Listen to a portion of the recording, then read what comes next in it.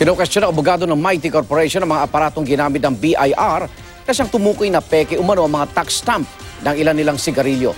Git naman ng BIR nasa maayos na kondisyon ang mga ginamit nilang tag-ant reader. Nakatutok si Cedric Castillo. Matapos siguruhin ni Mighty Corporation VP for External Affairs Alexander Wong Choo King sa Department of Justice na handa silang makipagtulungan sa isinasagawang investigasyon kaugnay ng di umano'y fake stamp tax.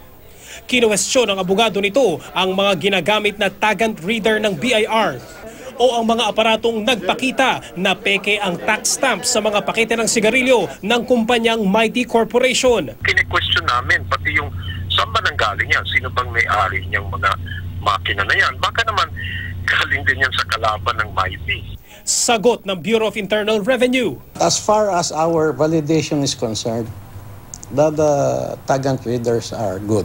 There are products with fake stamps and there are products with valid stamps. So this was separated. In the same warehouse, for example. And I could only surmise that that's also good strategy if you're a manufacturer. So you could always claim that, no, there are valid products.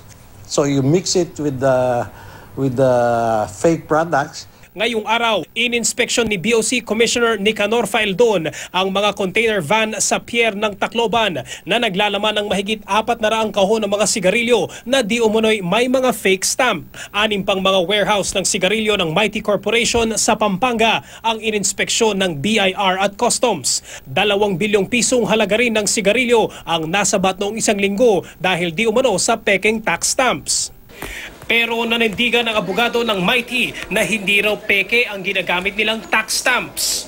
Naniniwala ang BIR na wala raw pangilang batas laban sa tax evasion kaya may mga kasong nabibinbin ng matagal na panahon. Ang mungkahi ng ahensya, gawing heinous crime ang tax evasion kapag masyadong malaking halaga na raw ang pinag-uusapan.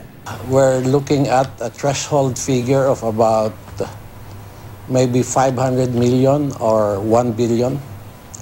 If that's the figure, then certainly it has affected tax evasion of that kind has affected the economy of the country.